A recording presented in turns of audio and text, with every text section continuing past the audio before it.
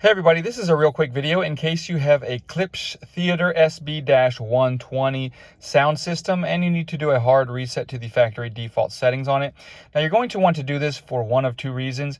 The first one is troubleshooting in case this sound system is not connecting to something, or it's not syncing or pairing with Bluetooth, or it's not working in any kind of reason like that. A factory reset can fix a lot of those issues. Now the second reason you might want to do this is just for any variety of reasons where you want to delete all of the pairing history and all the settings off of it. So you can set it up basically like it's a brand new device. It's very easy to do. All you want to do is first of all turn it off and then unplug everything from it except for the power, and then you can then turn it back on. Once it's back on with no connections, you're just going to come in and find the source button here and the volume down button and press and hold both of those buttons simultaneously until the indicator lights go from solid red to blinking red. Once they blink in red, that will indicate that the factory reset is complete. You can go ahead and turn the soundbar back off, plug all your audio cables back in, turn it back on, and set it up like it's a brand new device.